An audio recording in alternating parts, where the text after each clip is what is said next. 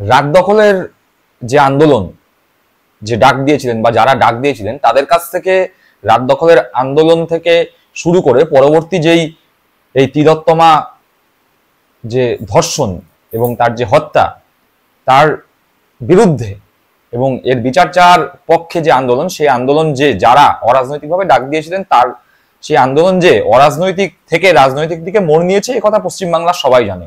বিশেষত সিপিএম এবং বিজেপির মধ্যে তীব্র লড়াই, কারা এই আন্দোলনকে দখল করবেন। কেন এই কথা বলছি তার কারণ খুব স্পষ্ট, যে এই আন্দোলনের জন্য প্রথমবারের জন্য ফেসবুকে বা হোয়াটসঅ্যাপে প্রথম স্ট্যাটাস দিয়েছিলেন বা ছবি পোস্ট করে বলেছিলেন মেয়েদের রাত দখল নিতে হবে, রিক্লেম দ্য নাইট, সেই আন্দোলনকারিণী, সেই অরাজনৈতিক আন্দোলনকারিণী একটি বিখ্যাত বাংলা সংবাদ মাধ্যমে এসেছেন এবং এসে স্পষ্ট বলেছেন যে আমরা অরাজনৈতিকভাবে এই যে নৃশংস ঘটনা তার বিচার চাওয়ার জন্য আন্দোলন শুরু করেছিলাম। সেখানে সিপিএম, বিজেপি, কংগ্রেস, তৃণমূল কেউ সেই আন্দোলন যদি দখল করে নেয় সেটা আমরা মেনে নেব না, সাধারণ মানুষ মেনে নেবে না। তিনি একথাও বলছেন যে আগামী 27 তারিখ ছাত্র সমাজের নাম করে নবান্ন অভিযানের ডাক দেওয়া হয়েছে, কিন্তু আদপে কি ছাত্র সমাজ সেই নবান্ন আন্দোলন বা নবান্ন অভিযানের ডাক দিয়েছে নাকি এবিভিপি দিয়েছে, সেটি একটি প্রশ্ন। এক্ষেত্রেও সেই আন্দোলনকারিণী বলেছেন যে এই যে ডাক দেওয়া হয়েছে এটি সম্পূর্ণ এবিভিপির তরফ থেকে এবং এটি কখনোই অরাজনৈতিক নয় বা এর সঙ্গে তারা কখনোই যুক্ত নয়। অরাজনৈতিক আন্দোলন যারা করেছিলেন তারা শান্তিপূর্ণ আন্দোলনের পক্ষে ছিলেন, তারা ডিওয়াইএফআই এর পতাকা নিয়ে আরজিকর যে ভাঙচুর হলো তার সমর্থন করেনি বা তার সঙ্গে তারা যুক্ত নয়, সেটিও স্পষ্ট করে জানানো হয়েছে তাদের পক্ষ থেকে। এমনকি এই যে 27 তারিখ যে নবান্ন অভিযানের ডাক দেওয়া হয়েছে, বলা হচ্ছে পশ্চিমবঙ্গের ছাত্র সমাজ, আদপে কারা? আদপে হচ্ছে এবিভিপি অর্থাৎ বিজেপির ছাত্র সংগঠনের পক্ষ থেকে এটা বকলমে ডাক দেওয়া হয়েছে। কারণ কি? কারণ আছে দুটো।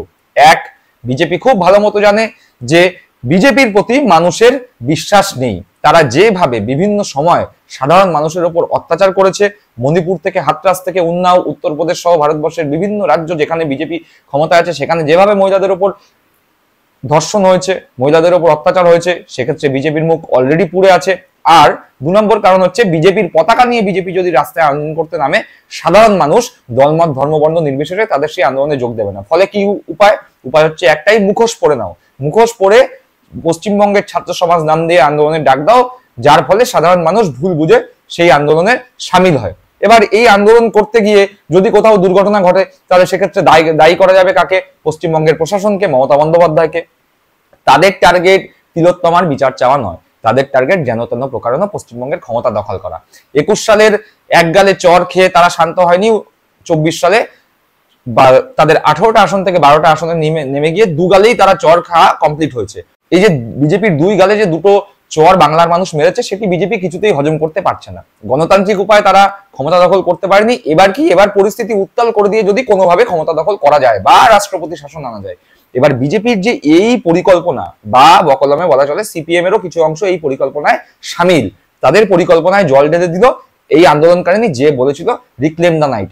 আপনারা শুনে নিন সেই আন্দোলনকারিনীর নিজের মুখের কথা। 14 তারিখে এটা জানিয়ে দিয়েছিলেন যখন বাংলায় 300টি জায়গায় মানুষ বাইরে এসেছেন, দেশে নানান জায়গায় মানুষ বাইরে এসেছেন। 14 তারিখ 15 তারিখ এই দুটি রাতকে তারা নিজের মতন করে আপন করেছেন এবং নিজের আন্দোলনকে নিজের মতন নিজের ভাষা দিয়েছেন। সেই জায়গায় দাঁড়িয়ে তারা উল্টো দিকে এটাও বলেছেন যে দলীয় রাজনীতিকে তারা নস্যাৎ করছেন। তারা এটা বারবার বলেছেন যে তারা ভরসা হারিয়েছেন, তাদের বাইরে আসা এবং তাদের এই আন্দোলনের পক্ষে দাঁড়ানো মানেই এটা আমরা বুঝতে পারছি যে এতদিন ধরে আমাদের সংসদে যে রাজনীতি চলেছে বা যে দলগুলো সেই রাজনীতিতে পার্টিসিপেট করেছে তাদের উপর থেকে মানুষ ভরসা হারিয়েছেন। কারণ তাদের প্রত্যেকের শাসনকালেই নানান ধরনের ঘটনা ঘটেছে, সেটা বিজেপি হতে পারে, সেটা সিপিএম হতে পারে, সেটা তৃণমূল হতে পারে, এবং আমরা মহিলা হিসেবে কখনোই খুব সেফ ফিল করিনি এবং সেই কারণেই এই ধরনের বার্তা দিতে বাধ্য হয়েছি, এই ধরনের আন্দোলনে নামতে বাধ্য হয়েছি। এবং এখনও দেখা যাচ্ছে যে যেরকম 27 তারিখে একটি কল হয়েছে সেটি এবিভিপি দিয়েছে, খুব ভালো করেই বোঝা যাচ্ছে তারা পশ্চিমবঙ্গ ছাত্র সমাজের নাম করে তারা মানে বোঝাতে চাইছেন যে তারা অ্যাজ ইফ খুব সাধারণ ছাত্র সমাজ, যাদের যে পার্টি বিজেপি পার্টির সময় হাতরাসের কেস আমরা দেখেছি, আমরা উন্নাওয়ের কেস দেখেছি, আমরা কাঠুয়ার কেস দেখেছি, আমরা বিলকিস বানোর কেস দেখেছি, যেখানে রীতিমতো মালা পরিয়ে বরণ করা হয়েছে গ্যাং রেপিস্টদেরকে এবং বলা হয়েছে যে তারা রেপ করতে পারেন না কারণ তারা ব্রাহ্মণ।